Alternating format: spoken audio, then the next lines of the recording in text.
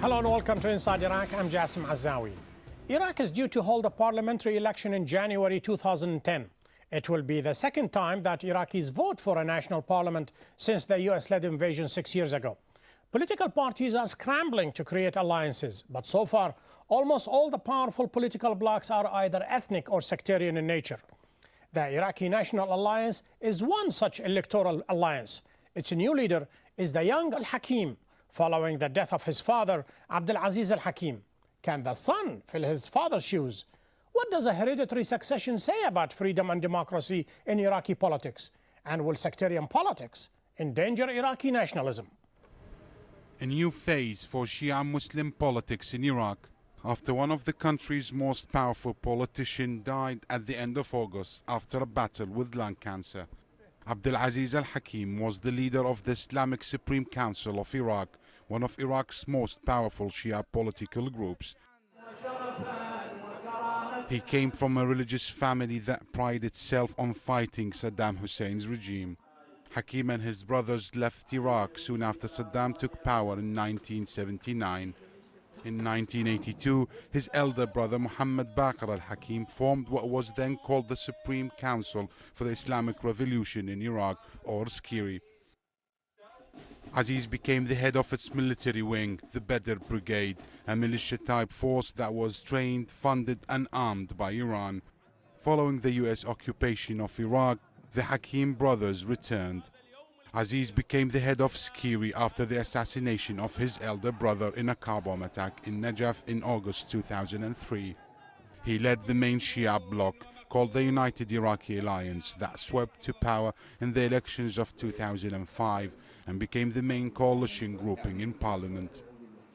Engaged in the political process, SCIRI took a name change to become the Islamic Supreme Council of Iraq, removing the World Revolution, as it was associated with overthrowing the old Ba'athist regime.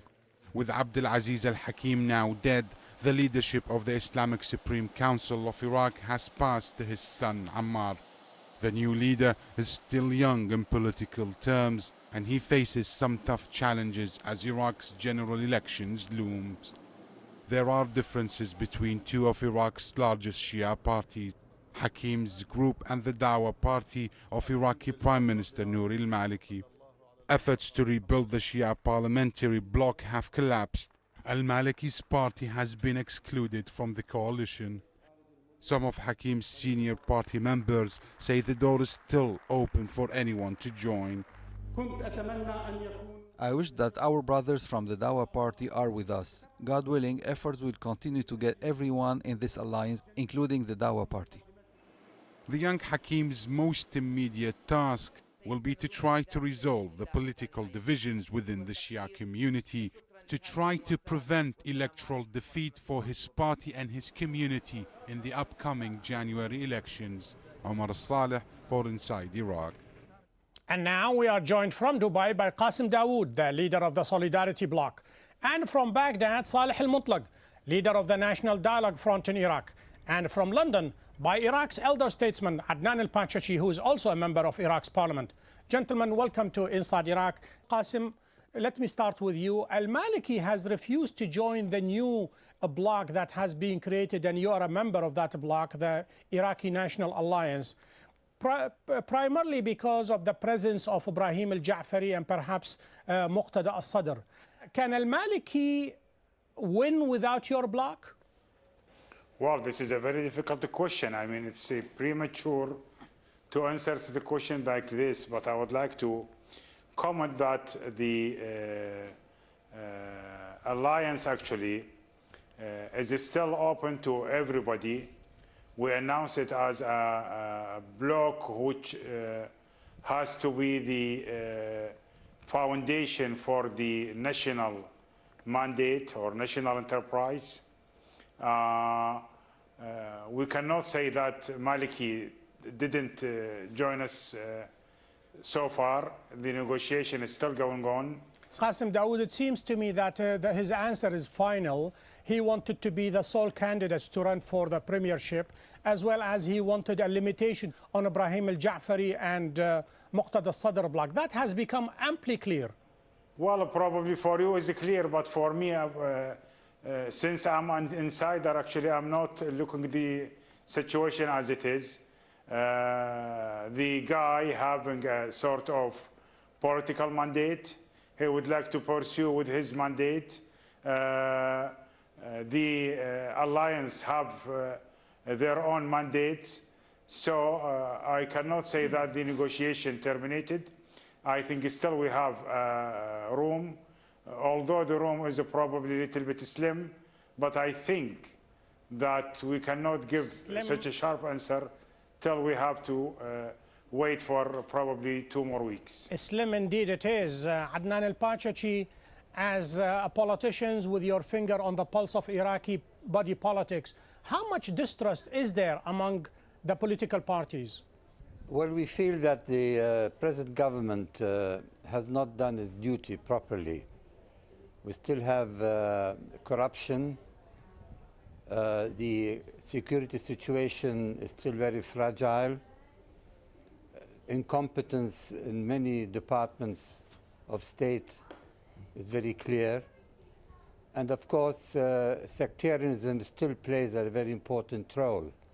And the security forces have been heavily infiltrated, and they don't seem to be able to manage the affairs of security of the country.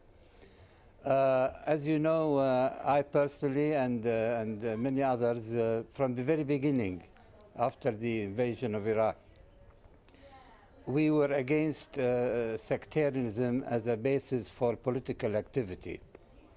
And that's why I joined the National Iraqis list, which has no sectarian color, which includes people from various sects and nationalities. And we feel that this is what the Iraqi people want, as it was very clear in the provincial elections some months ago. Since you mentioned the Iraqi National List, which is headed by the former Iraqi Prime Minister Ayad Allawi, who, if I'm not mistaken, Saleh al-Mutlaq, you are right now in negotiation with him, as well as a few other parties, to create a balancing power against this Iraqi National Alliance. Can you tell us how far have you gone with this negotiation? Can we expect an announcement soon? Well, with Dr. Allawi, we are very near to each other. We've been negotiating with each other for quite a long time, and we don't see that big differences actually between us. So the possibility of having an alliance between us, which gather us, is quite high, and it's going to be probably after the Eid. We're going to announce something.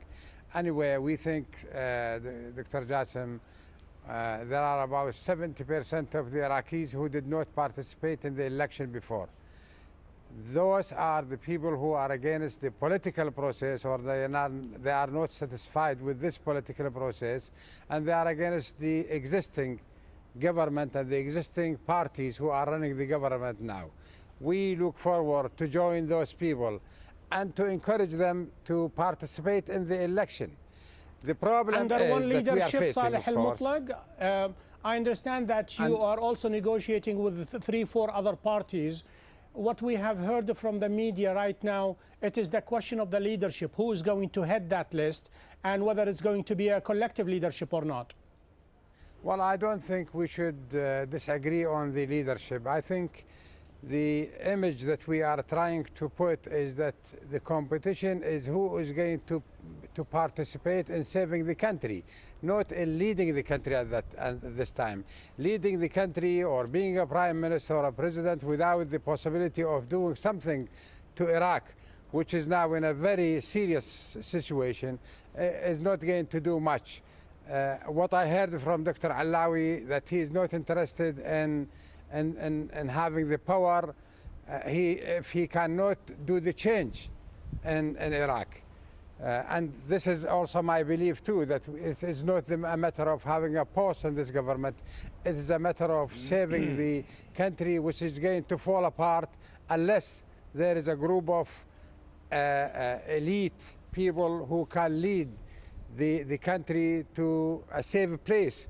Otherwise, if this country is going to be run again by the Islamists for another four years, by extremists, by sectarian people, then the country is going to face a very serious and difficult situation, which is going to be even more difficult for the people who are going to come after those people to correct the mistakes and the damage which is going to happen if the Islamists are going to run the country for another 4 years. It's going to be a vicious circle. Since we talked about the Islamists and the leadership, let me go back to Kassim Daoud. Right now, the new alliance that has been created, Akram al-Hakim is going to be the leader of that alliance. He's a young man. He is the son of Abdel Aziz al-Hakim.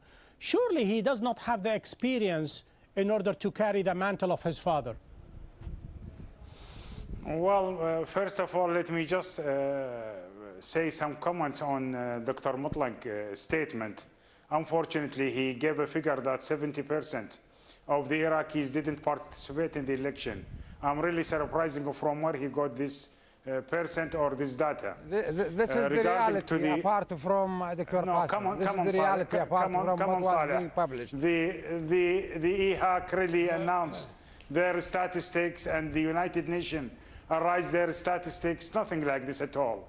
The participation was in the first election and around 79%, and in the provincial election 54%. And yes, so you must agree, Kassim Daoud, there was a large segment, a big swath of the Iraqis, they were disenfranchised simply because of what they have seen up to the election of 2005. This is a different issue. They decided to boycott the election. This is a different issue. No, this is a different issue. But what did he say really? I'm talking about, Dr. Jassim, I am talking about the last election, the governorate the provincial election. I was on the ground. In many areas, the participation was between 20 to 25% only. And what was published this is not was not true. correct. The participation, sure. 54, and this is an official figure, which was supported by the representative and the monitoring of the United Nations. The percentage aside, Kassim Daoud, let's go back to this Islamist tinge of the National Iraqi Alliance. I'm the first to recognize that there are some secular parties, very small one, in this new Iraqi National Alliance, and yet the Islamic tent, so to speak, covers everybody inside it. Well, again, Mr. Jassim, let me just correct something. Regarding to Abdel Aziz al-Hakim son, he is Sayyid Ammar al-Hakim, not Akram al-Hakim, just to correct this information.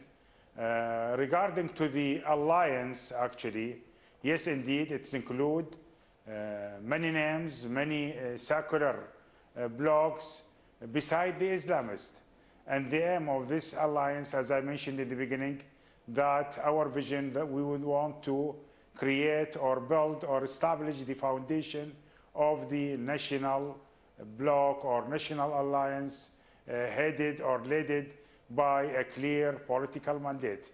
And this is our wish to get over from the sectarian or sectarianism, plus, as Dr. Pachachi said, that we are now looking for many things under the new philosophy of the alliance. One of these philosophy that we are not anymore going toward the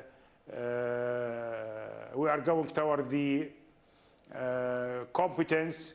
We are going toward the recognition of the right of the people. That is exactly what Iraqis need anyway, Kassim Daoud, you know, in order for efficiency and competence to replace loyalties and religious affiliation. But let me go to Adnan Al-Pachachi. Doctor, is there a place for the Sons of Iraq, for the awakening councils? You must be the first one to recognize that what they have done vis-a-vis security is absolutely second to none. Without their participation, even the Americans, they would have been able to rout out Al-Qaeda. Yes, their participation is very important. And we in the National Iraqi List have been in touch with them, and they expressed their willingness to cooperate with us. And talks are still going on. But let me refer to what my colleague, Mr. Kassim Daoud, said about the alliance. I mean, unfortunately, it is still unmistakably sectarian in character and in emphasis and in philosophy. This is the sort of thing that the Iraqi people have tried for the last 4 years at least. And I think the time has come for the Iraqi people to assert their will in rejecting sectarian politics and really start on the road of creating a secular democracy in Iraq. Let me get a quick response from Kassim Daoud before I go to Salih al-Mutlaq. Make it very quick, please. Well, my comment on this is that really we tried in 2005 when we engaged a couple of non-Shiite people in the UIA of 169, and really it didn't work for simple reason, because these people, the moment that they joined the bloc, they were isolated from their community. So I think the real new strategy is to deal with the credible bloc of the different spectrum of the society. So the first foundation is the creation of the Iraqi National Alliance. The second foundation, that this alliance will make a sort of coalition with the different credible blocs to establish the real national political mandate for the new well Iraq. understood. Salih al-Mutlaq, you have been quoted as telling al-Maliki, there was a time when you were against me and now you are seeing the things exactly as I see it. And apparently he retorted and he answered you, said, you should be happy I changed. And then the second quote is that first al-Maliki stole the government from us and now he's stealing our political speech. Exactly what does that mean? Is he coming towards your thinking or what? Well, that was absolutely correct. But the fact is that al-Maliki in his speech is quite different from the way he speaks before, and the program that he is putting on paper now is different from what he was putting before. But the problem is he going to do the same thing on the ground in a practical thing, or is just a matter of theoretical thing?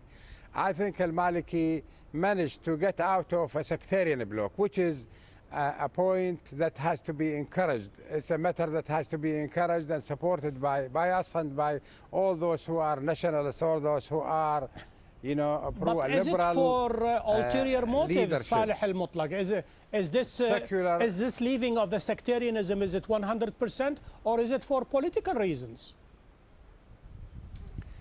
Well, you know, we cannot prejudge the situation from now. Let us give the guy some time to see what he is going to do. Who is he going to join? It is a positive start that he left the sectarian coalition, which is already established. The second step is he has to prove that he is really no sectarian. He is going to join secular and non-sectarian people, non-sectarian parties. Let us see who he is going to join in the coming period, that happens, and then we can judge. Until that happens, Salih al-Mutlaq, Adnan al-Pachachi, is Iraqi nationalism still alive? Is it buried? Is it dead?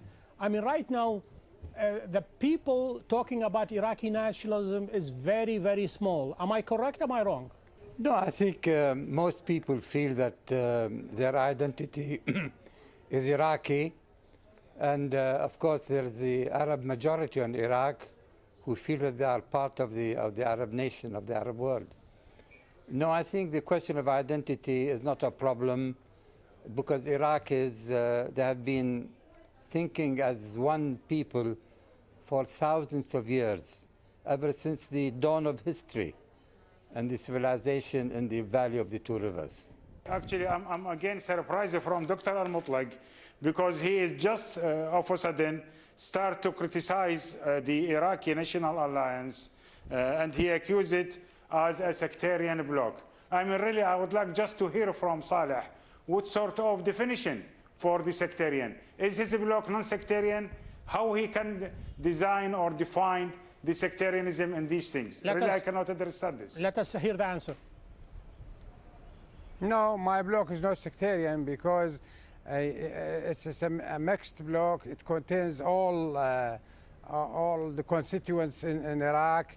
If we could not win in the election in a way to have a representative from all the areas, that was not our fault, not because we were sectarian, but because you were at that time pulling the whole society to a sectarian issue and a sectarian attitude, so we could not at that time manage to let the national and the secular bloc to be large enough. But now people are realizing that sectarianism is a killing for the Iraqis. And I can assure you that in the coming period, nobody, no significant number is going to follow. We believe together on this. Sectarian people. Listen, we are going to form a front which is a pro-Iraq front. Anybody who is a pro-Iraq is welcoming. Well, Dr. Saleh, unfortunately, this is a sort of slogan, and really this is not the way to deal with the colleagues in such a way to accusing the others as a sectarian. Really, I object to this strongly, and I don't accept this at all. Gentlemen, let me get Adnan El-Pachachi for a last comment. Dr. Adnan, the provincial elections did not change much of the circumstance of Iraqis. Talk to the Iraqis and tell them, why do you think this January election is going to change the misery and the poverty that they are in? Well, it is really, ultimately it's up to the Iraqis, to the Iraqi people, to the Iraqi voter. The only way of changing is through the ballot box. And therefore, it's up to the Iraqi voters to vote for the people that really can save Iraq from its predicament. I wanted to say, finally, that the expressions of non-sectarianism that we hear from both the Alliance and the Dawah, we wonder whether these protestations are genuine or not. And we have to wait and see, because there are some very grave doubts that what is being done is really in order to get political votes rather than a change of heart or philosophy and of attitude and of principles. Thank you. The new leaning and the new colorings of the alliance, is it done for political reasons in order to gain votes? Well, that's what we wish, by the way. That's what we are really hoping.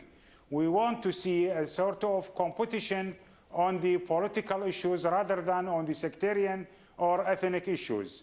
And this is the real healthy atmosphere to do so.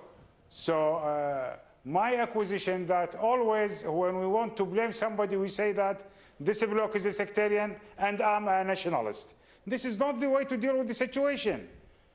This is Thank you very much, Kassim Daoud. Let me close with Saleh Al-Mutlaq, a final comment, 30 seconds. Go ahead, Saleh. Well, if we at a time can forgive some people for being sectarian and pull the country to the difficult situation that it is in now, I think the Iraqis this time will not forgive those who are going to pull the country to another sectarian issue another time. Saleh Al-Mutlaq, Adnan El-Pachachi, Kassim Daoud. Gentlemen, thank you for being guests on Inside Iraq. Thank you. Thank you. To watch the show online, please go to aljazeera.net/English. We have reached the end of this show. Join me next week when we take another look inside Iraq. Until then, have a great week.